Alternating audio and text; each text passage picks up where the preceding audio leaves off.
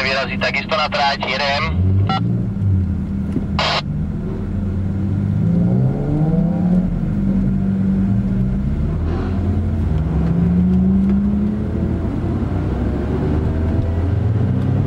Takže výjazd z boxov, držíme sa vľavo, po pravej ruke máme plnú bielú čiaru, tá sa nikdy nesmie prechádzať, takže dívajte sa do zrkadla, či po cieľovke nejde rýchlejšie auto, zostávam stále po ľavej strane, nikdy neprechádzam túto bielu plnú čiaru až na konci, až na výjazde skutočne z celej pit lane.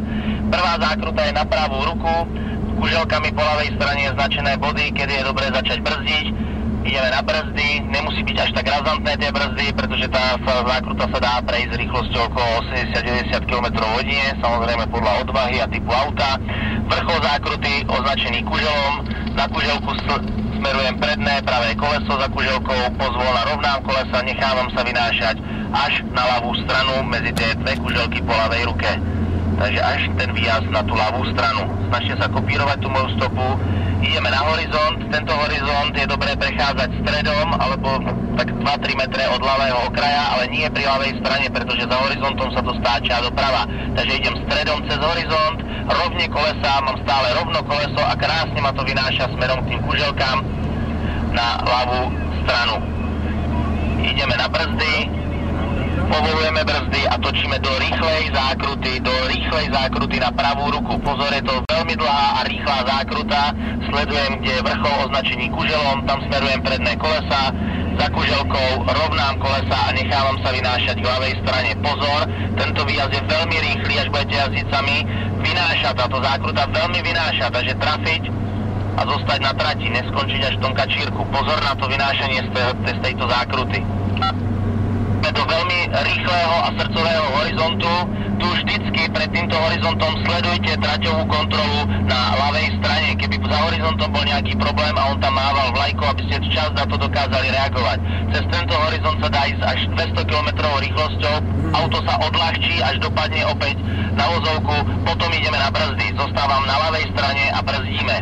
Ideme do prudkej pravotočivej zákruty, ktorá sa na konci uťahuje, takže dlho zostávam na ľavej strane, veľmi dlho zostávam na ľavej strane, až dokiaľ neuvidím apex zákruty označený kuželom po pravej ruke, až potom uťahujem zákrutu na kuželku. Na výjazde z tejto zákruty zostaňte v strede vozovky, nenechajte sa vyniesť príliš vľavo, ale zostaňte v strede vozovky, pretože následuje rýchla ľavotočivá zákruta. Takže aby som mal lepšiu pozíciu pre vjazd do tejto rýchlej ľavotočivej zákruty.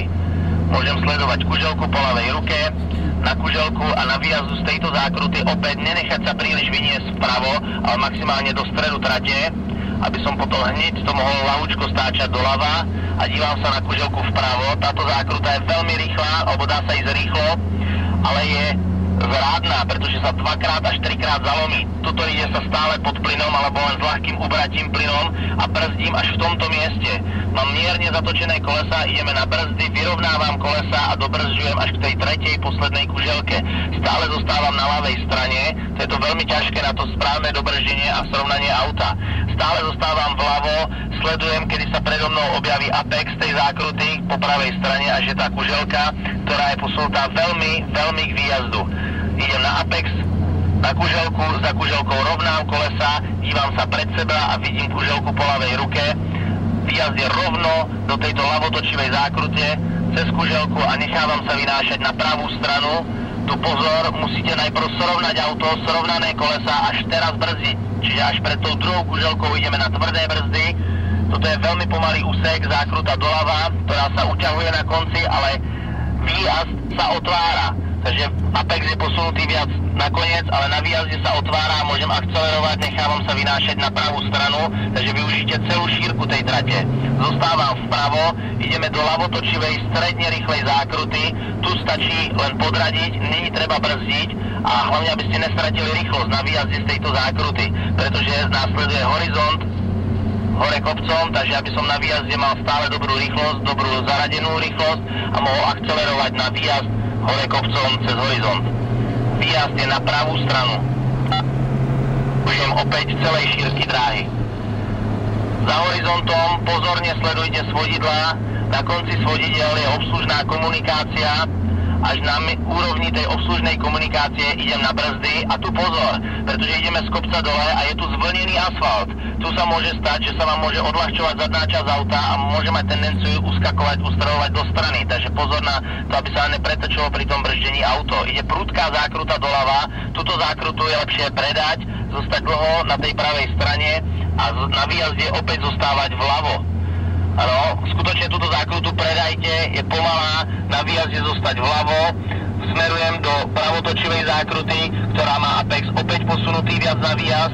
Za týmto apexom už rovnám kolesa, pridávam plyn a najrýchlejšia ľavotočivá zákruta ide sa pod plným plynom, dívam sa na kuželku pred sebou po ľavej ruke, výjazd pod plným plynom a nechávam sa vynášať na pravú stranu. Ideme cez štvrtý horizont. Tento horizont idem priamo, za horizontom je šikana, ktorá na videu vyzerala skutočne ako zrádná šikana, teraz vidíte, že až tak zrádna není, že sa dá ísť pod plným plynom a priamo, takže pozvolna sa prenášam auto na ľavú stranu, držím sa pri ľavej strane, môžem akcelerovať. Pred nami je posledná zákruta s dvomi vrcholmi táto zákruta, tu bude veľmi ťažké nájsť tú úplne najlepšiu a najrýchlejšiu stopu, ale aj tak brzdíme niekde na úrovni prvej, druhej kuželky, treba pribrzdiť tak, jak potrebujem. Prvý apex je rýchlejší, ale zase nie je príliš, takže počkať si, až ho uvidíte. Smerujem predné kolesa na pravú stranu na kuželku, za týmto apexom sa môžete nechať tlahučko vyniesť, nie úplne až na ľavú stranu, asi tak na stred tej vozovky. Nechávam sa vynášať na ľavú stranu, počkajte si, až uvidíte apex druhý pri pravej strane, až potom tú zákrutu začnem uťahovať a pokračujem na cieľovku. Teraz sa presúvame do pit lane, vystriedame sa s ďalšou skupinou, odovzdáte vysielačky, nasadíte si prilby a pôjdete na dve rýchle kola s kolegou s jedničkovým safety carom, čiže so striebornou jedničkou on pôjde rýchlejšie, takže dve rýchle kola pôjdete, ale všetci už povinne s prilbou. Platí to aj pre spolujazdcov.